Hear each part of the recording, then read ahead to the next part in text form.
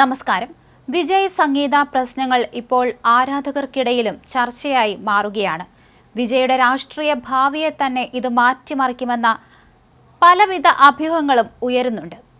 അതേസമയം വിജയ് സംഗീത ബന്ധം ഇത്തരത്തിൽ ഒരു നടിയെ ചൊല്ലിയാകുമ്പോൾ ആ നടി ആരാണെന്നുള്ള കാര്യത്തിലും ആരാധകർക്കിടയിൽ പല അഭിപ്രായങ്ങളുണ്ട്. എന്തായാലും കേവലം ഒരു ആരാധനയിൽ നിന്നാണ് വിജയ് സംഗീത ബന്ധം ആരംഭിക്കുന്നത്. ഒരു കാലത്ത് വിജയുടെ കടുത്ത ആരാധികയായിരുന്നു സംഗീത. പൂവേ ഉനക്കാകെ എന്ന സിനിമ കണ്ടതോടെ ആ ഒരു നടന്റെ ആരാധികയായി താൻ മാറിയെന്ന് സംഗീത പറയുകയായിരുന്നു. എന്തായാലും ആ സിനിമയ്ക്ക് ശേഷമാണ് ഇത്തരത്തിൽ വിജയുടെ കടുത്ത ആരാധികയായി സംഗീത മാറിയത്. ലണ്ടൻ യൂണിവേഴ്സിറ്റിയിൽ വിദ്യാർത്ഥിയായിരുന്ന സംഗീത ആരാധ്യ പുരുഷനെ കാണാൻ വേണ്ടി മാത്രം ഇന്ത്യയിലെത്തി. ചെന്നൈ ഫിലിം സിറ്റിയിൽ വച്ചായിരുന്നു അവർ തമ്മിലുള്ള കൂടിക്കാഴ്ച. അതേസമയം സംഗീതയുടെ സംസാരമൊക്കെ അങ്ങനെ വിജയ്ക്ക് ഇഷ്ടമായി മാറുകയായിരുന്നു. സംഗീതയുടെ ചെന്നൈയിലെ വീട് വിജയുടെ വീടിനടുത്തായിരുന്നു. ഒരു ദിവസം വിജയ് ആ പെൺകുട്ടിയെ തൻ്റെ വീട്ടിലേക്ക് ക്ഷണിക്കുകയായിരുന്നു. വിജയുടെ മാതാപിതാക്കൾക്കും സംഗീതയെ ഇഷ്ടമായിരുന്നു. അങ്ങനെയാണ് വിവാഹം ഉറപ്പിച്ച നിലയിലേക്ക് കാര്യങ്ങളെത്തിയത്. വിജയുടെ പിതാവ് ചന്ദ്രശേഖർ സംഗീതയുടെ പിതാവ് സ്വർണലിംഗവുമായി സംസാരിച്ചു. സ്വർണലിംഗം ഒരു വ്യവസായിയായിരുന്നു. മകളുടെ മനസ്സറിയാവുന്ന അച്ഛൻ വിജയുടെ വീട്ടുകാരിൽ നിന്നും അനുകൂല പ്രതികരണം ഉണ്ടായപ്പോൾ അങ്ങനെ ആ വിവാഹത്തിന് സമ്മതിക്കുകയായിരുന്നു. അങ്ങനെയാണ് ഒരു അറേഞ്ച്ഡ് മാരേജായി അത് മാറിയത്. വിജയ് ക്രിസ്തു മതാംഗവും സംഗീത ഹിന്ദുമതത്തിൽപ്പെട്ട കുട്ടിയുമായിരുന്നു.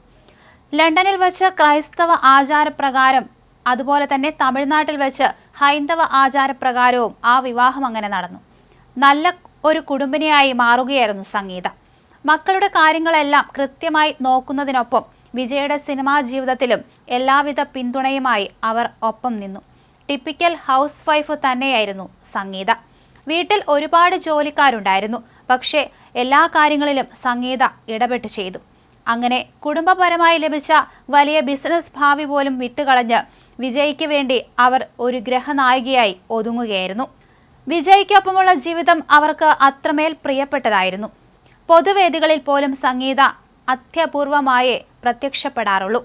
എന്തായാലും അങ്ങനെ ആഹ്ലാദത്തോടെയായിരുന്നു ആ ബന്ധം മുന്നോട്ട് പോയത്. ഒടുവിൽ ഒരു നടിയുമായി ചേർന്ന് വിജയുടെ പേര് കൂട്ടിയിണക്കി വാർത്തകൾ പരന്നു. അങ്ങനെ അത് സത്യമാണെന്ന് സംഗീത തിരിച്ചറിഞ്ഞു. ഒടുവിൽ വിവാഹമോചനത്തിന് അവർ തയ്യാറായി. അങ്ങനെ ഹർജി നൽകി. ആ ഹർജിയിൽ പറയുന്ന പ്രധാന കാര്യങ്ങൾ ഇങ്ങനെയായിരുന്നു. വിജയുടെ ഭാര്യ സംഗീത ചെങ്കൽപ്പേട്ട് കുടുംബ കോടതിയിൽ വിവാഹമോചനത്തിന് അപേക്ഷ നൽകി. UK-യിൽ വെച്ചായിരുന്നു സംഗീത വിജയ് വിവാഹം രജിസ്റ്റർ ചെയ്തത്. 1998 ജൂലൈ 10 ഇത്. സംഗീത UK പൗരത്വമുള്ള വ്യക്തിയാണ്. 99 ഓഗസ്റ്റ് 25 ചെന്നൈയിൽ അവരുടെ ആചാരപ്രകാരം വിവാഹം നടത്തി. 2021 ഏപ്രിൽ മാസം മുതൽ വിജയ്ക്ക് മറ്റൊരു നടിയുമായി ബന്ധമുണ്ടെന്ന് ഇവർ കണ്ടെത്തി. അതിനെ തുടർന്ന് കടുത്ത മാനസിക വിഷമത്തിലായിരുന്നു സംഗീത. ഇത് ദാമ്പത്യ വിശ്വാസത്തോടുള്ള വഞ്ചനയാണെന്ന് ആ നോട്ടീസിൽ പറയുന്നുണ്ട്. നടിയുമായുള്ള ബന്ധം അവസാനിപ്പിക്കാമെന്ന് വിജയ് ഒരിക്കൽ സംഗീതയോട് പറഞ്ഞതാണ്. പക്ഷേ ആ ഉറപ്പ് തെറ്റിച്ചുകൊണ്ട് വിജയ് പിന്നീടും ആ നടിയുമായി ബന്ധം പുലർത്തി. ഇത് തനിക്ക് കടുത്ത മാനസിക പീഡനമാണ് സമ്മാനിച്ചതെന്ന് സംഗീത ഹർജിയിൽ പറയുന്നു.